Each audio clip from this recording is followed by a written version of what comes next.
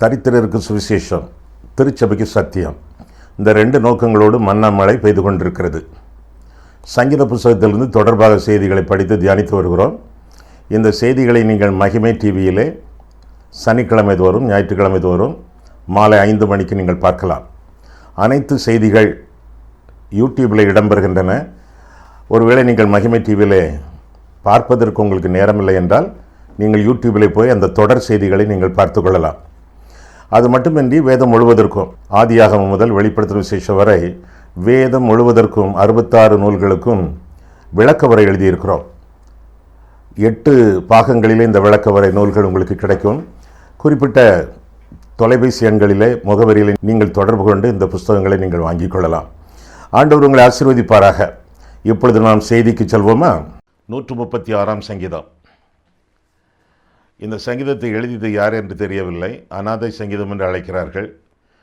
ஆனாலும் வேத வாக்கியங்கள் எல்லாமே ஆவியானவரால் அருளப்பட்டவை என்பதனால இது ஆவியானவருடைய சங்கீதம்.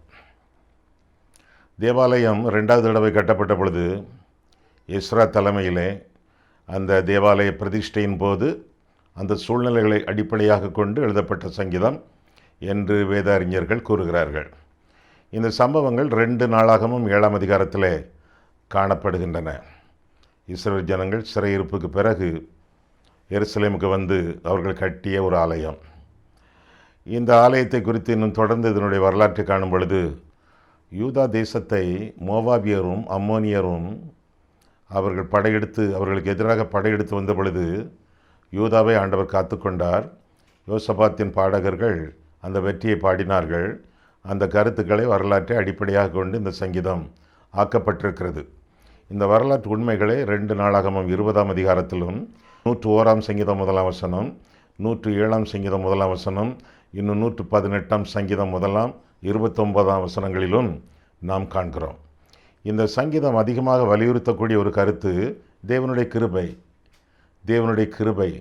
எனவே இந்த சங்கீதத்திற்கு ஒரு தலைப்பு கொடுக்கக்கூடுமானால் கிருபையின் கீதம் என்று சொல்லி இந்த சங்கீதத்தை நாம் அழைக்கலாம். ஆண்டவர் கிருபை மிகுந்தவர் என்று சொல்லி இந்த சங்கீதம் ஆரம்பிக்கிறது. கிருபை மிகுந்த தெய்வம். 136ஆம் சங்கீதம் எடுத்துக்கொள்ளுங்கள். கர்த்தரை துதியுங்கள், அவர் நல்லவர், அவர் கிருபை என்றும் உள்ளது. தேவாதி தேவனை துதியுங்கள், அவர் கிருபை என்றும் உள்ளது. கர்த்தாதி கர்த்தரை துதியுங்கள், அவர் கிருபை என்றும் உள்ளது. ஒருவராய் பெரிய அதிசயங்களை செய்கிறவரை துதியுங்கள், அவர் கிருபை என்றும் உள்ளது என்று சொல்லி ஆண்டவருடைய கிருபையை முதன்மைப்படுத்தி இந்த சங்கீதம் எழுதப்பட்டிருக்கிறது, பாடப்பட்டிருக்கிறது. ஏறக்குறைய எல்லா வசனங்களிலுமே கிருபை என்ற வார்த்தை காணப்படுகிறது. கிருபை மிகுந்த தெய்வம் நம்முடைய ஆண்டவராகிய தெய்வம். இல்லாத இடத்துல இலவசமாக ஈயப்படக்கூடிய ஒரு நன்மை கிருபை. ஆக யாருக்கெல்லாம் எனக்கு தகுதி இல்லை, என்னிடத்தில் பலன் இல்லை, நான் ஒன்றுக்கும் உதவாது, நான் ஒதுக்கப்பட்டவன், எண்ணுவதற்கு என்னிடத்தில் ஒன்றுமே இல்லை என்று சொல்லி தங்களை தாழ்த்தி அல்லது தாழ்வு மனப்பான்மையோடு வாழ்ந்து கொண்டிருக்கிறவர்களுக்கு கிருபை கொடுக்கப்படுகிறது என்று சொல்லி வேதம் நமக்கு கற்றுக் கொடுக்கிறது. 2 பேர் ஜெபம் பண்ண போனார்கள். ஒருவன் பரிசேயன், ஒருவன் ஆயக்காரன். லூக்கா 18ஆம் அதிகாரம். அதிலே பரிசேயன் தன்னை குறித்து தம்பட்டம் அடித்தான். ஆயக்காரனோ தான் எண்ணுவதற்கு தன்னிடத்தில் ஒன்றுமில்லை என்று கருதி ஆலயத்திற்குள்ளே கூட போகாமல் தூரத்தில் நின்று வானத்தை ஏறெடுத்து பார்த்து தன் மார்பிலை அடித்து கொண்டு, தேவனே, பாவியாகி என் மேல் கிருபையாயிரும் என்று ஜெபித்த பொழுது அவன்தான் நீதிமானாக்கப்பட்டு திரும்பி போனான் என்று சொல்லி வேதத்தில் வாசிக்கிறோம். ஒன்றும் இல்லாதவர்களுக்கு அருளப்படக்கூடிய ஈவு கிருபை. தகுதியற்றவர்களுக்கு ஆண்டவர் கொடுக்கக்கூடிய தகுதி கிருபை. கிருபையும் இரக்கமும் அடிக்கடி இணைந்து காணப்படுகின்றன. கிருபை என்றால் தகுதி, இரக்கம் என்றால் தயவு, ஆண்டவர் பாராட்டக்கூடிய தயவு. இந்த கிருபை மிகுந்த கர்த்தரை இந்த சங்கீதம் பேரளவு பாடுகிறது. யாருக்கு இந்த கிருபை சொந்தமாகுமாம்? எல்லாருக்குமே தேவ கிருபை சொந்தம் என்று சொல்லி வேதம் சொல்லுகிறது. அவருடைய கிருபை என்றும் உள்ளது, எல்லாருக்கும் சொந்தமானது. முக்கியமாக மனத்தாழ்மை உள்ளவர்களுக்கு, அதைத்தான் பார்த்தோம் லூக்கா 18ஆம் அதிகாரத்தில். மனத்தாழ்மை உள்ளவர்களுக்கு. 2வதாக மனம் திரும்புகிறவர்களுக்கு சங்கீதம் 51. தாவீது பாவரிக்கை பண்ணின பாடல். ஒரு பெரிய பாவத்தை பண்ணிவிட்டான், அதை மறைப்பதற்கு இன்னொரு பாவத்தையும் பண்ணினான். அவன் செய்த பாவங்களுக்கெல்லாம் தண்டனை என்று சொன்னால் தாவீது கல்லால் எறியப்பட வேண்டும், அக்கினியினால் சுட்டரிக்கப்பட வேண்டும், பட்டயத்தினாலே வெட்டப்பட வேண்டும். கர்த்தருடைய கற்பனை ஆண்டிக்கு ஒன்றுதான், அரசனுக்கு ஒன்றுதான். ஆக ஆண்டவருடைய நியாயப்பிரமாணத்தின்படி தாவீது மீளவே முடியாது, அவனுக்கு மீட்பே கிடையாது. எனவே என்ன வழி என்று கண்டுபிடித்த தாவீது ஆண்டவருடைய கிருபையும் இரக்கத்தையும் வலியுறுத்தி அவற்றையே நம்பி நாடி ஜெபிப்பதாக 51ஆம் சங்கீதத்திலே பார்க்கிறோம். தேவனே, உமது மிகுந்த கிருபின்படி எனக்கு இறங்கும் என்று சொல்லி, கிருபை, இறங்கும், இரக்கம், இந்த ரெண்டையும் அவன் வலியுறுத்தி நம்பி நாடி அவன் ஜெபிப்பதாக பார்க்கிறோம். மனம் திரும்பக்கூடிய மக்களுக்கு தேவன் கிருபையை தருகிறார். பாவம் மிகும் பொழுது தேவனுடைய கிருபையும் மிகுகிறது. எனவே நீங்கள் எப்படிப்பட்ட பாவியாக இருந்தாலும், ஆண்டவரே, நான் ஒரு பாவி ஆண்டவரே, உம்மிடத்தில் நான் வருகிறேன், மனம் திரும்பி வருகிறேன்.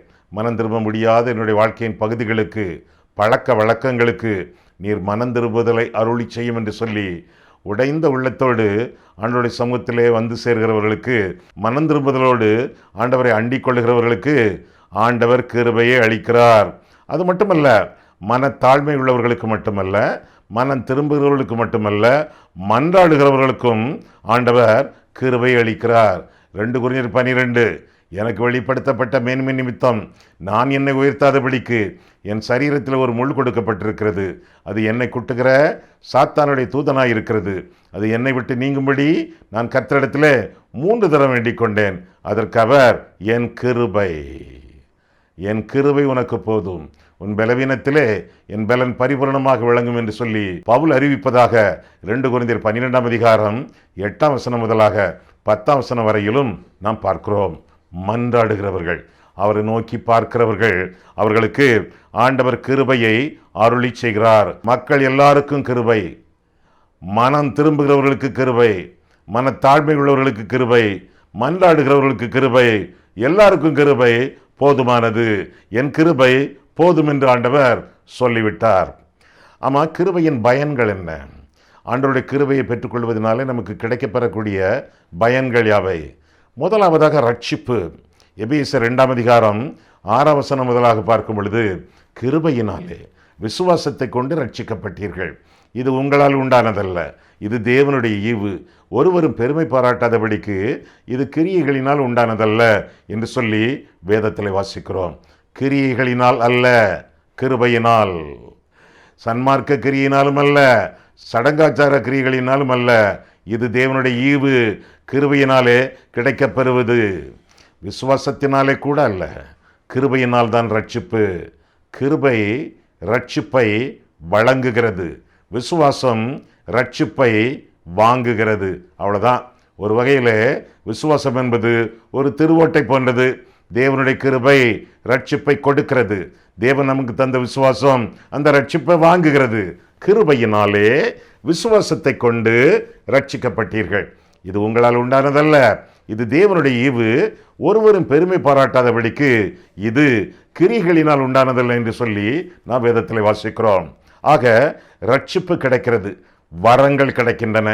ஏனென்றால் கிருபா வரங்கள் என்று சொல்லி பரிசுத்தாவியானவருடைய வரங்கள் வேதத்தில் அறிவிக்கப்படுகின்றன. தேவனுடைய கிருபையினாலே ஆண்டவர் நமக்கு வரங்களை கொடுக்கிறார்.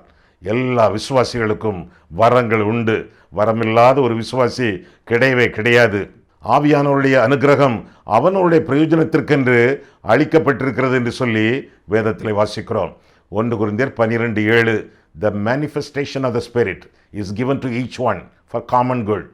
ஆங்கிலத்தில் தெளிவாக இருக்கும். ஆவியின் வரங்கள் ஒவ்வொருவருக்கும் கொடுக்கப்பட்டிருக்கிறது என்பது அந்த வசனத்தின் அடிப்படை கருத்தாகும். எனக்கு வரமே இல்லை என்று சொன்னால், எனக்கு வரமே இல்லை, என்கிட்ட என்ன வர இருக்கிறது என்பதை நான் கண்டுபிடிப்பது எப்படி? என்னை கேளுங்கள், உங்கள் போதகரை கேளுங்கள், படித்த விசுவாசிகளை கேளுங்கள். உங்களிடத்திலே எத்தனை வரங்கள் இருக்கின்றன என்பதை அவர்கள் சொல்லிக் கொடுப்பார்கள். இந்த வரம் யாருக்கு? ஆண்டவருடைய திருச்சபைக்காக, பொது நலத்திற்காக பயன்பட வேண்டும் என்று சொல்லி வேதம் நமக்கு கற்றுக் கொடுக்கிறது. கிருபை ஊழியத்திற்காக, தேவனுடைய கிருபையினால் தான் ஊழியம் செய்ய வேண்டும். தேவனுடைய கிருபை இல்லை என்றால் ஆத்துமாக்களை ஆதாயம் பண்ண முடியாது. எவ்வளவுதான் குட்டிக்கரணம் போட்டாலும் ஆண்டவருடைய கிருபை இல்லை என்றால் வசனம் உங்களுடைய இருதயத்திலே செல்லாது, மனம் திரும்புதல் அவர்களிடத்திலே உண்டாகாது. எனவே ஆண்டவருடைய கிருபையை நம்பி நாடி ஊழியம் செய்வதற்கு முன்பு அவருடைய கிருபையை பெற்றுக்கொண்டு ஊழியங்களை நடத்த வேண்டியது நம்முடைய கடமையாகும். அது மட்டுமல்ல, தேவனுடைய கிருபை நமக்கு ஆதரவளிக்கிறது. ஆதரவு இல்லாமல் பரிதாபத்திற்கு உரியவர்களாக ஜீவிக்கும் பொழுது, ஆண்டவரே என் கால் சறுக்கும் பொழுது உம்முடைய கிருபை என்னை தாங்குகிறது என்று 94ஆம் சங்கீதத்தில் வாசிக்கிறோமே, அதே போல சறுக்கலான சூழ்நிலைகளிலே, பாதுகாப்பற்ற வேளைகளிலே, பிரச்சனையான நாட்களிலே ஆண்டவருடைய கிருபை நம்மை தாங்கும். எனவே அந்த கிருபையை நம்பி நாடி வாழ வேண்டியது நம்முடைய கடமை. சில சமயங்களிலே நாம் கிருபையை உதாசீனப்படுத்துகிறோம்.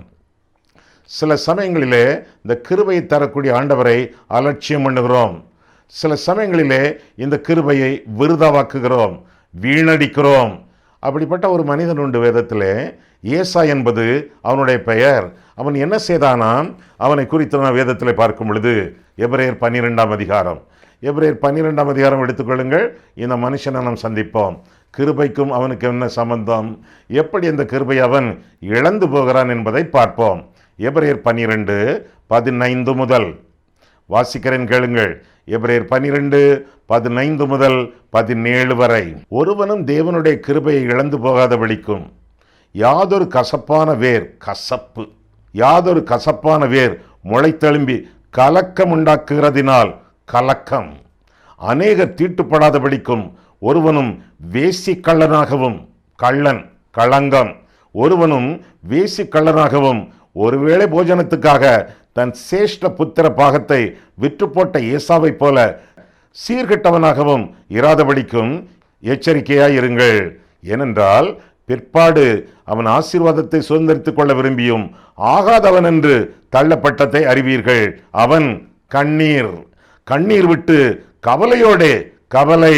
கவலையோடு தேடியும் மனமாறுதலை காணாமற் போனான் என்று சொல்லி வேதத்திலே வாசிக்கிறோம். கிருபையை அல்லத்தட்டி, அலட்சியம் பண்ணி, உதாசீனம் பண்ணி விருதாவாக்கிய மனுஷன் ஏசா. கிருபையை இழந்து போனான். கசப்பு, கலக்கம், களங்கம், கவலையீனம், கண்ணீர், கவலை, இதெல்லாம் அவனுடைய வாழ்க்கையிலே காணப்பட்டதாக நாம் வேதத்திலே வாசிக்கிறோம். எனவே ரோமர் 3:8, 6ஆம் அதிகாரம் 1-15 வசனங்கள் இவற்றிலே சொல்லப்பட்டது போல கிருபையை உதாசீனப்படுத்தாமல், தேவனே பாவியாகி என்மேல் கிருபையாயிரும் என்று சொல்லி மண்டியிட்டானே அந்த ஆயக்காரன், அதே போல ஆண்டவருடைய சமூகத்திலே மன்றாடி ஆண்டவரிடத்திலே நாம் கேட்டு கிருபையை பெற்று கிருபையிலேயே வாழ வேண்டியது நம்முடைய கடமை. நாம் நிர்மூலமாகாதிருக்கிறது தேவனுடைய சுத்த கிருபை என்று சொல்லி வேதத்திலே வாசிக்கிறோம். அவருடைய கிருபை காலைதோறும் புதியது என்று சொல்லி வேதம் சொல்லுகிறது. காலையில் எழும்புகிறீர்கள், படுக்கையை விட்டு பாயை விட்டு விழுந்தடித்து ஓடுகிறீர்களோ, வேண்டாம், அங்கேயே கொஞ்ச நேரம் இருங்கள், சில நிமிஷங்கள் இருங்கள். ஆண்டவரே உம்முடைய கிருபை காலைதோறும் புதியது, புதிய கிருபைகளினாலே நீர் என்னை சூழ்ந்து கொண்டிருக்கிறீர். கிருபையினாலே இன்று முழுவதும் என்னை காத்துக்கொள்ளும் ஆண்டவரே. கிருபையினாலே விசுவாசத்தை கொண்டு என்னை ரட்சித்தீரே ஆண்டவரே. அந்த ரட்சிப்பு என்னுடைய வாழ்க்கையிலே பூரணப்படும் வரை, சரீர மீட்பு உண்டாகும் வரை அந்த கிருபைக்குள்ளாக நான் வாழ என்னை காத்துக்கொள்ளும். எனக்கு கிருபை தந்த ஆண்டவரே, மற்றவர்களிடத்திலும் நான் கிருபையோடு, இரக்கத்தோடு, தயவோடு இந்த நாள் முழுவதும் வாழ, இந்த நாளை உம்முடைய சித்தத்திற்காக, உம்முடைய மகிமைக்காக நான் கழிக்க எனக்கு உதவி செய்யும் என்று சொல்லி ஒரு சுருக்க ஜெபத்தை செய்துவிட்டு படுக்கை விட்டு எழும்புங்களேன். உங்கள் வாழ்க்கை முழுவதும் அன்றைய நாளிலே பிரகாசமாக இருக்கும், பிரயோஜனமுள்ளதாக இருக்கும். ஆண்டவருடைய வருகைக்கு காத்திருக்கிறவர்கள் கூட தேவனுடைய கிருபையினால் தான் காத்திருக்கிறார்கள் என்று சொல்லி 1 பேதுரு 1 அதிகாரம் 3ஆம் வசனத்திலே பார்க்கிறோம்.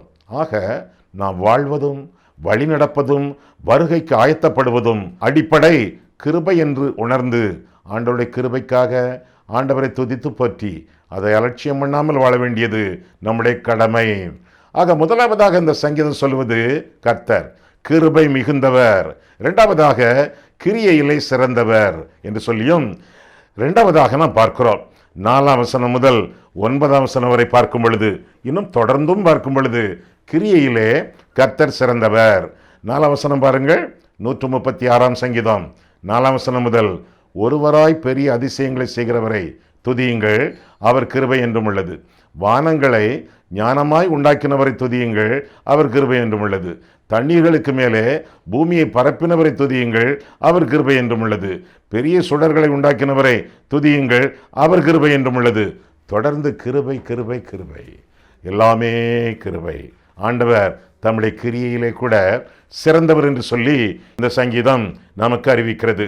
முதலாவதாக கிருபை மிகுந்தவர், இரண்டாவதாக கிரியையிலே சிறந்தவர், படைக்கிறவர் என்று சொல்லி 4ஆம் வசனத்திலிருந்து நாம் பார்த்தோம். ஒன்றுமில்லாமையிலிருந்து எல்லாவற்றையும் படைத்த தெய்வம். ஆண்டவரே, நீர் என்னை படைத்ததற்காகவும் ஸ்தோத்திரம். ஆண்டவரே, நீர் என்னை படைத்ததினாலே உம்மை மகிமைப்படுத்துவேன், உம்மை மகிழ்ச்சிப்படுத்துவேன், உமக்காக நான் வாழ்வேன் என்று சொல்லி ஆண்டவருக்கு உங்களுடைய வாழ்க்கையை ஒப்பு கொடுத்திருக்கிறீர்களா? அல்லது உங்களுக்காகவே வாழ்ந்து கொண்டிருக்கிறீர்களா? உங்களுக்காகவோ உங்களுடைய வயிற்றுக்காகவோ நீங்கள் வாழாமல் ஆண்டவருக்காக வாழ வேண்டியது உங்களுடைய கடமை. ஏன்? அவர் உங்களை படைத்தவர். அவர் உங்களை படைத்தவர். ஒன்றுமில்லாமையிலிருந்து எல்லாவற்றையும் ஆண்டவர் உண்டாக்கினார் என்று சொல்லி வேதம் நமக்கு கற்றுக் கொடுக்கிறது. ஒன்றுமில்லாமையிலிருந்து எல்லாவற்றையும் படைத்தவர். அப்போ நம்முடைய வாழ்க்கையிலே உருவாக்கப்பட்ட தவறான காரியங்களை கூட பிசாசினாலோ பகைவர்களாலோ நம்முடைய பாவத்தாலோ தவறாக உருவாக்கப்பட்ட காரியங்களை கூட நம்முடைய குடும்பத்திலே, உறவுகளிலே, வாழ்க்கையிலே, வேலையிலே, வியாபாரத்திலே, சரீரத்திலே உருவாக்கப்பட்ட தவறான காரியங்களை கூட ஒன்றுமில்லாமல் போக வைக்க அவரால் முடியும். அவர் படைக்கிறவர், அதே வேளையிலே நம்மை பராமரிக்கிறவர். படைத்தாண்டவருக்கு தவறான காரியங்களை உடைத்தறியவும் முடியும், தடைகளை தகர்த்தெறியவும் முடியும். எனவே படைத்த கர்த்தரை துதித்து வாழ வேண்டியது நம்முடைய கடமையாகும். அவர் படைத்தவர் மட்டுமல்ல, அவர் பாவங்களை மன்னிக்கிறவர். நாம் பிறப்பதற்கு முன்பே இந்த உலகத்திலே பிறந்து நமக்காக இறந்து நமக்கு வேண்டிய ரட்சிப்பை சிலுவையிலே சம்பாதித்து வைத்திருக்கிறார். நம்மை மீட்கக்கூடிய மீட்பர் அவர் என்று சொல்லி 10ஆம் வசனம் முதல் 15ஆம் வசனம் வரையிலே நாம் பார்க்கிறோம். நீளமான சங்கீதம் அல்லவா? நீங்களே வாசித்துக் கொள்ளுங்களேன். பாவங்களை மன்னிக்கிறவர். இந்த உலகத்தில் நான் பிறப்பதற்கு முன்பே நமக்காக பிறந்து இறந்தவர். பிதாவை இவர்களுக்கு மன்னியும், தாங்கள் செய்கிறது என்னதென்று அறியாதிருக்கிறார்களே என்று சொல்லி நாம் பாவங்கள் செய்ய ஆரம்பிப்பதற்கு முன்பே நம்முடைய பாவங்கள் எல்லாவற்றையும் மன்னித்து சிலுவையிலே அந்த ரட்சிப்பை சம்பாதித்து வைத்தவர். நம்ம என்ன செய்கிறோம்? பாவங்களிலிருந்து மனம் திரும்புகிறோம், பாவங்களிலிருந்து மனம் திரும்புகிறோம். சிலுவையிலே அவர் முடித்து வைத்த ரட்சிப்பை விசுவாசத்தோடு நம்முடைய வாழ்க்கையிலே சொந்தமாக்கி கொள்கிறோம். அவ்வளவுதான். ஆக படைப்பிலே, படைப்பின் கிரியையிலே அவர் சிறந்தவர். அது மட்டுமல்ல, பாவ மன்னிப்பிலே அவர் சிறந்தவர். இன்னும் பாதுகாப்பிலே கூட அவர் சிறந்தவர் என்று சொல்லி 16ஆம் வசனம் முதல் 24ஆம் வசனம் வரையிலே நாம் பார்க்கிறோம். ஒவ்வொரு நாளும் ஆண்டவர் நம்மை கண்ணும் கருத்துமாக காத்து வழி நடத்தி பாதுகாக்கிறார். அவர் படைப்பிலே சிறந்தவர், அவர் மீட்பிலே, பாவ மன்னிப்பிலே சிறந்தவர். அது மட்டுமல்ல, நம்மை பாதுகாக்கக்கூடிய பாதுகாப்பிலே ஆண்டவர் சிறந்தவர், பராமரிப்பிலே சிறந்தவர் என்று சொல்லியும் 25ஆம் வசனத்திலே நாம் காண்கிறோம். 136ஆம் சங்கீதம் 26ஆம் வசனத்தை 25ஆம் வசனத்தை நாம் பார்க்கும் பொழுது, மாம்ச தேகமுள்ள யாவுக்கும் ஆகாரம் கொடுக்கிறவரை துதியுங்கள், அவர் கிருபை என்றும் உள்ளது.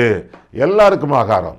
மாம்சத்தில் வந்த மனிதர்களோ மாக்களோ மற்றவைகளோ எல்லாருக்கும் ஆண்டவர் ஆகாரம் கொடுக்கக்கூடியவர் என்று சொல்லி வேதம் நமக்கு கற்றுக் கொடுக்கிறது. பராமரிக்கக்கூடிய தெய்வம். நாம் உறங்குகிறோம், ஆனால் ஆண்டவர் உறங்காமலும் தூங்காமலும் நமக்காக கண் விழித்து கரிசனையோடு காப்பாற்றக்கூடிய தெய்வம். எருசலேமே, நான் உன்னை மறந்தால் என் வலது கை தன் தொழிலை மறப்பதாக என்று ஆண்டவர் சொன்னார்.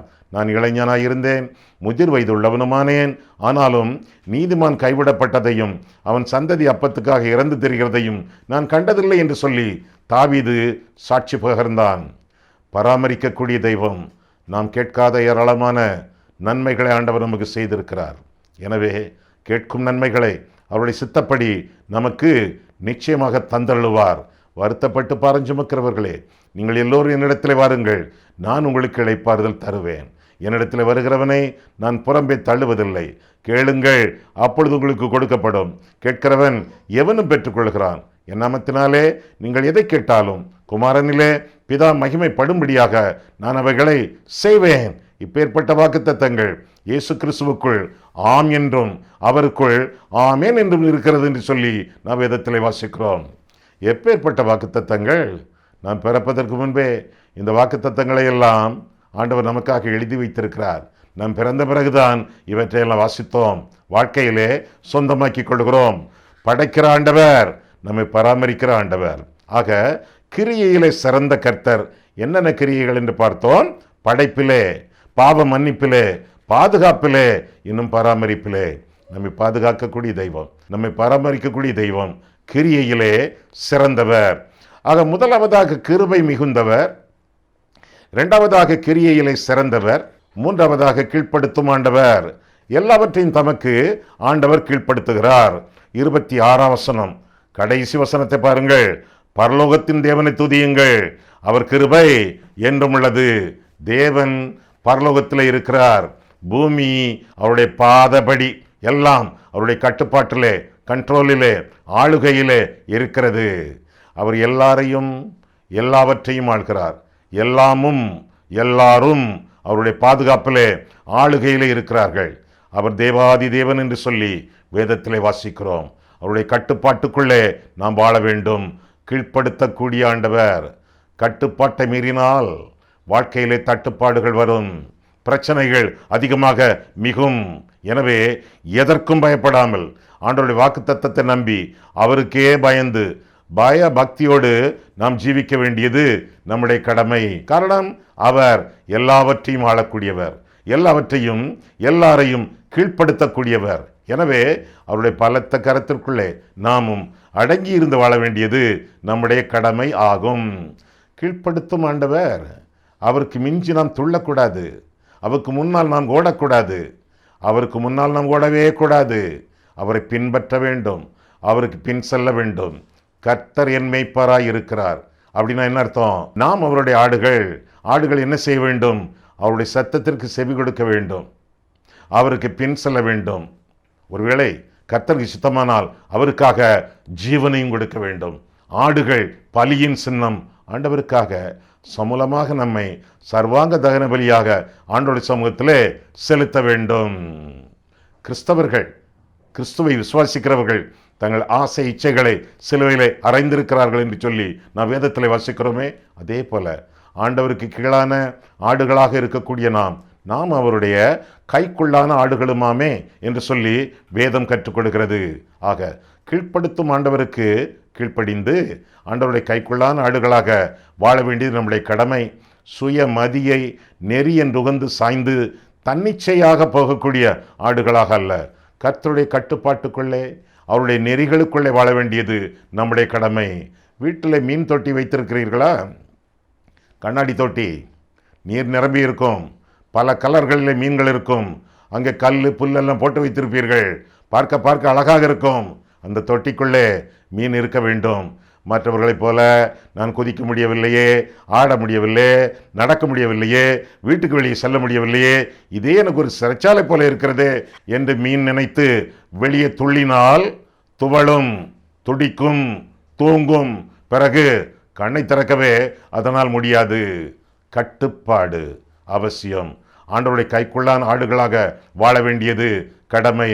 எனவே கர்த்தருடைய கட்டுப்பாட்டுக்குள்ளாக வாழக்கூடிய கீழ்ப்படுத்தும் ஆண்டவருக்கு நம்முடைய கிரியைகளை, நம்முடைய வாழ்க்கையை ஒப்புக் கொடுத்து கீழ்ப்படிதலோடு ஜீவித்து அவருடைய நாமத்தை மகிமைப்படுத்த வேண்டியது நம்முடைய கடமையாகும்.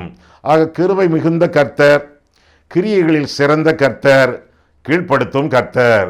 இந்த கர்த்தருக்கு முன்பாக நாம் என்ன செய்ய வேண்டும்? துதிக்க வேண்டும். ஆண்டவருடைய அற்புதங்களுக்காக, கிரியைகளுக்காக அவருக்கு நன்றி செலுத்த வேண்டும் என்று சொல்லி 4ஆம் வசனம் அறிவிக்கிறது. ஆண்டவர் எல்லாவற்றையும் கீழ்ப்படுத்தி நம்மை ஆண்டு கொள்கிறார், நம்மை ஆசீர்வதிக்கிறார். அற்புதங்களை, அடையாளங்களை செய்வதிலே கிரியையிலே சிறந்தவர். அவரை துதிக்க வேண்டும். இரண்டாவதாக 5ஆம் வசனத்தில் பார்க்கும் பொழுது அவருடைய ஞானம், அவருடைய ஞானத்திற்காகவும் அவரை துதிக்க வேண்டும் என்று சொல்லி வேதம் நமக்கு கற்றுக் கொடுக்கிறது. 5ஆம் வசனம் பாருங்கள். 5ஆம் வசனத்தில் வானங்களை ஞானமாய் உண்டாக்கினவரை துதியுங்கள், அவர் கிருபை என்றும் உள்ளது என்று சொல்லி வாசிக்கிறோம்.